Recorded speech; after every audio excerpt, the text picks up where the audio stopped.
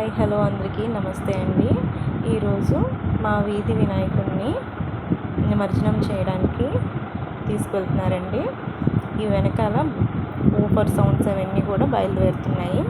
వినాయకుడిని ఊరేగిస్తున్నప్పుడు ఇంటింటికి వెళ్ళి ఈ పళ్ళెంలో మేము బియ్యం, అగరత్తులు, కొబ్బరికాయ, దీపం పెట్టేసి అక్కడ వినాయకుడు చూపించేసి మళ్ళీ ఆ దీపాన్ని ఇంట్లో పెట్టుకుంటామండి. కొబ్బరికాయ అది కొట్టేసి మళ్ళీ ప్రసాదంగా పులిహోరగా అది ఇస్తూ ఉంటారు. ఇలా ప్రతి ఇంటికి వెళ్ళి కలెక్ట్ చేస్తారు. అలాగే అందరూ కూడా ఎదురు చూస్తారండి ఇవ్వడానికి. ఇలా ఊరేగింపు అనేది చాలా సరదాగా జరుగుతుంది.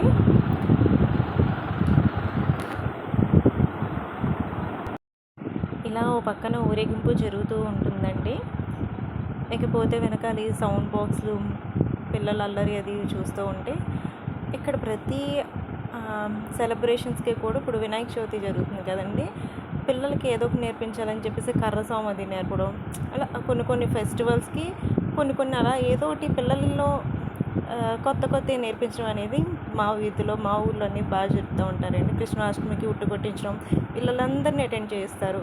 అలాగే ఇప్పుడు వినాయకుడి నిమజ్జనానికి కొంచెం స్పెషల్గా ఏమన్నా నేర్పించినట్టు ఉంటుంది, పిల్లలకు కూడా ఉత్సాహం వస్తుందని చెప్పేసి కర్రసాము అదండి. చూసారు కదండి, కర్రసాము అనేది ఒకరికి వచ్చు.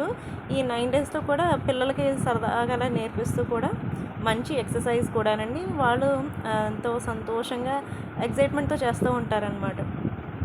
నేను నేర్చుకోవాలి అన్నట్టుగా ప్రతి ఒక్కరు కూడా ట్రై చేస్తూ ఉంటారనమాట. చూడండి ఎంత బాగా తిప్పుతున్నారో వాళ్ళు. మీకు వాళ్ళు కుర్రోళ్ళు కనిపిస్తారు, చిన్నపిల్లలు కూడా ట్రైనింగ్ ఇచ్చారనమాట అండి.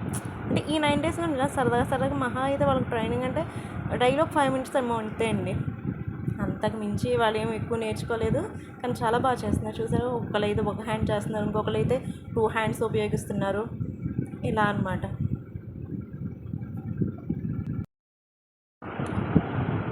చూసారు కదండి, మరీ ఎక్కువ గందరగోళం కింద కాకుండా చాలా నిదానంగా చాలా హ్యాపీగా అంతా జరుగుతుంది. ఇదండి మా వినాయకుడి నిమజ్జన సెలబ్రేషన్స్. ఒక్కళ్ళమే కాకుండా అందరం